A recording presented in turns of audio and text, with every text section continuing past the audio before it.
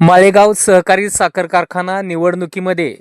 महाराष्ट्र राज्याचे उपमुख्यमंत्री अजितदादा पवार यांच्या पॅनलला फलटण तालुक्यातील सभासदांनी सहकार्य करा, श्रीमंत संजीवराजे नाईक निंबाळकर यांचे आव्हान।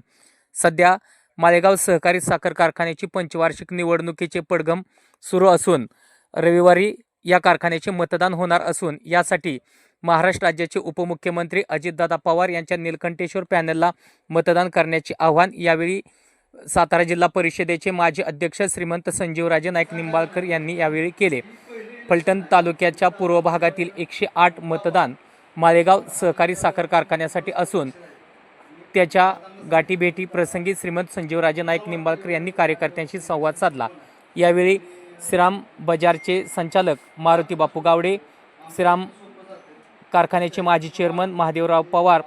श्रीराम सहकारी साखर कारखान्याचे संचालक नितीनदादा शिंदे, स्वामी अण्णा साबळे, संतोष खटके यांच्यासह बारामतीचे उद्योजक उद्धव गावडे, खटके वस्तीचे सरपंच बापूराव गावडे, माजी सरपंच नंदुमामा गावडे, त्याचबरोबर कृषी उत्पन्न बाजार समितीचे संचालक ज्ञानदेव बापू गावडे यांच्यासह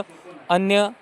पदाधिकारी उपस्थित होते। यावेळी श्रीमंत संजीवराजे नाईक निंबाळकर यांनी आपल्या कार्यकर्त्यांना